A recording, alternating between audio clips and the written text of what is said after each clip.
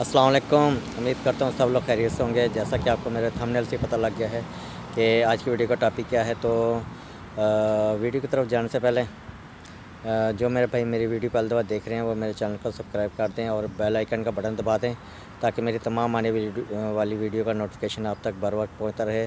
तो काफ़ी देर हो गए वीडियो नहीं डाली थी, कुछ मुश्किलात आ गई थी, कुछ प्रॉब्लम हो गई थी, तो उसकी वजह से काफ़ी दिनों से वीडियो नहीं यूट्यूब चैनल पे लगा सका। उसके लिए सब भाइयों से माज़रत चाहता हूँ। तो चलते हैं वीडियो की तरफ। जैसा कि आप आज के टॉपिक का आपको पता लग गया है कि रोमानिया किस वजह से वीज़े रिजेक्ट कर रहा है, तो उसकी मेन वजह जो है इंशाल्लाह आज के टॉपिक में आपको बताते हैं। इसलिए वीज़े रिजेक्ट कर रहा है क्योंकि इसका जो आपको मालूम होगा पहले भी कि रोमानिया यूरोपियन कंट्री में जाने के लिए, शेंजन कंट्री में जाने के लिए बहुत ज़्यादा ट्राई कर रहा है। और दिसंबर में इसका था कि ये क्योंकि इसकी वोटिंग होनी थी तो ये शेंजन कंट्री में चला जाना था।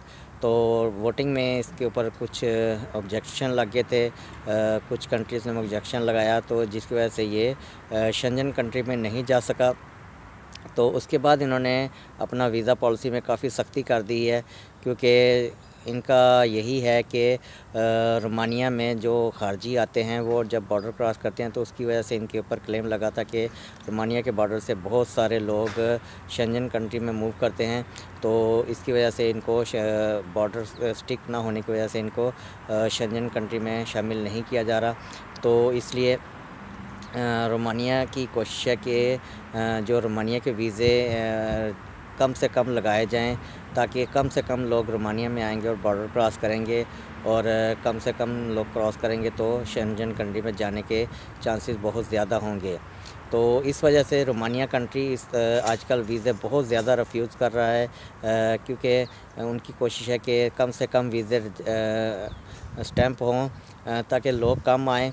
और टाइम भी इसलिए ज़्यादा लगा रहा है कि मार्च में इनकी दोबारा वोटिंग होने वाली है। तो इनकी कोशिश है कि मार्च में ये रोमानिया शेंजन कंट्री में चला जाए। इस वजह से ये काफ़ी ज़्यादा वीज़े रिजेक्ट कर रहे हैं ताकि ये शेंजन कंट्री में मूव हो जाए, और ज़्यादा से ज़्यादा वीज़े इसीलिए रिजेक्ट कर रहे हैं। तो बाकी ये है कि इसके अलावा भी वजूहात हैं, क्योंकि रोमानिया में अभी सर्दी में काफ़ी काम का बर्डन कम हो जाता है, क्योंकि रोमानिया में जब बर्फ़ पड़ती है तो काम ख़त्म हो जाता है और काम ज़्यादा नहीं है, इसलिए कंपनीज़ जो है ना वर्क परमिट नहीं निकाल रही हैं, और इस वजह से वीज़े भी काफ़ी ज़्यादा रिजेक्ट हो रहे हैं, क्योंकि work permit fake work permit निकाले जा रहे हैं। तो जिसकी वजह से एम्बेसी जो है वर्क परमिट रिजेक्ट किए जा रही है।